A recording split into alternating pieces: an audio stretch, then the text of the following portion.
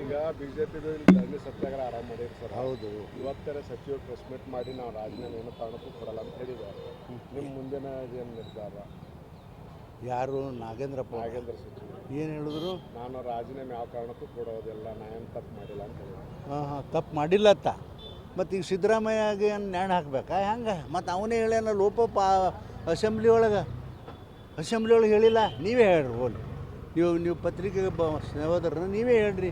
Assembly ಒಳಗೆ ಹೇಳಿಲ್ಲ ಏನಂತ 185 ಕೋಟಿ ರೂಪಾಯಿ ಮಿಸ್ ವ್ಯವಹಾರ ಆದದ್ದು SC ST ಕಾರ್ಪೊರೇಷನ್ ನಿಜ ಅದ ಅಂತ ಹೇಳಿದವ್ರಿಲ್ಲ. ಹಾಂ, ಮತ್ತು ಇನ್ನು ಸಿದ್ದರಾಮಯ್ಯನ ಕಾಂಗ್ರೆಸ್ ಬಿಟ್ಟು ಹೊರಗೆ ಹಾಕ್ರಿ, ಅದನ್ನೇ ಮಾಡ್ರಿ ಕಡಿ. ಮತ್ತು ಇಲ್ಲ ಸಿದ್ದರಾಮಯ್ಯ ಹೇಳಿದು ನಿಜ ಅದ ಅಂದ್ರೆ ಇವನ್ನೇರು ಹೊರಗೆ ಹಾಕ್ರಿ. ಅಲ್ಲ ರೀ, ಯಾರಿಗೆ ಮಾನ ಮರ್ಯಾದೆ ಐತೆ ಇಲ್ಲ ಇವ್ರು ಕಾಂಗ್ರೆಸ್ನವ್ರು? ತೀರಾ ಇಂಥ ಪರಿ ಯಾರ್ಯಾರು ಮಾಡ್ತಾರೆ ಜಗತ್ತಿನೊಳಗೆ ಹೇಳ್ರಿ ನೋಡೋಣ.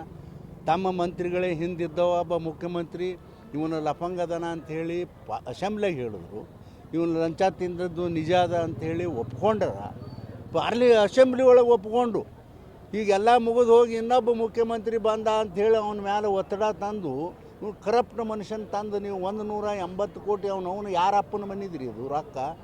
SC ST ಮಂದಿ ಪಾಪ ಅತ್ಯಂತ ಬಡ ಜನರಿಗೆ ಹೋಗೋ ರೊಕ್ಕ ಇವ್ರನ್ನ ನುಂಗ್ಯಾರ ಅಂದ್ರೆ ಇವ್ರಿಗೆ ಹೆಂಗೆ ಚಲೋ ಮಾಡ್ತಾನೆ? ಇವನಿಗೆ ಒಬ್ಬನಿಗೆ ಅಲ್ಲ, ನಾಗೇಂದ್ರಗೆ ಇಡೀ ಕಾಂಗ್ರೆಸ್ ಪಕ್ಷಕ್ಕಿಂತ ಮುಂದಂತೂ ಚಲೋ ಆಗೋದಿಲ್ಲ. ಯಾಕಂದ್ರೆ ಶಾಪ್ ಹತ್ತದು. ಎಷ್ಟು ಮಂದಿ ಶಾಪ್ ರೀ? ಒಂದು ಕಡೆ ದಲಿತರ ಶಾಪ, ಒಂದು ಕಡೆ ಹಿಂದುಳಿದ ವರ್ಗದ ಶಾಪ, ಒಂದು ಕಡೆ ಬ್ಯಾಕ್ವರ್ಡ್ ಕ್ಲಾಸ್ನವ್ರ ಶಾಪ, ಒಂದು ಕಡೆ ಮುಸಲ್ಮಾನರ ಶಾಪ. ಎಷ್ಟು ಮಂದಿ ಶಾಪ್ ರೀ ಇದು? ಬರೀ ಒಬ್ಬರು ಇಬ್ಬರದ್ದು ಶಾಪ್ ಕೊಟ್ಟರೆ ಬೇರೆ, ಒಂದು ಸಮಾಜ 2 ಸಮಾಜ ಶಾಪ ಕೊಟ್ಟರೆ ಬೇರೆ. ಇವ್ರವ್ನು ಎಲ್ಲ ಇವನು ಮುಂಜಾನೆ ಹೇಳೋಣ ಮುಸಲ್ರು ಹತ್ತಾರ, ಚಂದ ಜಾಗನ ಬ್ಯಾಕ್ವರ್ಡ್ ಕ್ಲಾಸ್ ಹತ್ತಾರ, ಸಂಜೆ ಆಮೇಲೆ ಮಧ್ಯಾಹ್ನ ದಲಿತರ ಅಂತಾರೆ. 3 ಮಂದಿ ಹೆಸರು ಹೇಳ್ತೀರಪ್ಪ. ಮುಸಲ್ಮಾನರು ಓಟ್ ಬೇಕು ನಮ್ಮದು ಅಂತ ಹೇಳ್ತೀರಿ, ದಲಿತರು ಓಟ ನಮ್ಮ ಅಂತ ಹೇಳ್ತೀರಿ, ಬ್ಯಾಕ್ವರ್ಡ್ ಕ್ಲಾಸ್ ನಿಮ್ಮ ಅಂತ ಹೇಳ್ತೀರಿ. ಮತ್ತು ಅವ್ರಿಗೇನೆ ನೀವು ಮೋಸ ಮಾಡ್ತೀರಲ್ರಿ.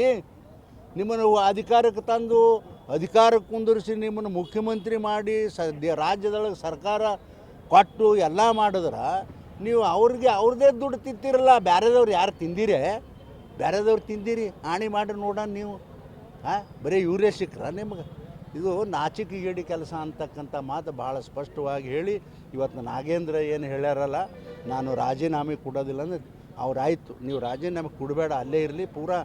ಪೂರಾ ಕಾಂಗ್ರೆಸ್ ಸತ್ಯಾನಾಶ ಈ ರಾಜ್ಯದಾಗ ಆಗಿ ಹೋಗುವವರೆಗೆ ನೀ ಕುಡಿಯಬೇಡ ಮರ, ನೀನು ಕೈ ಮುಗಿತೀನಿ. ನಮಸ್ಕಾರ.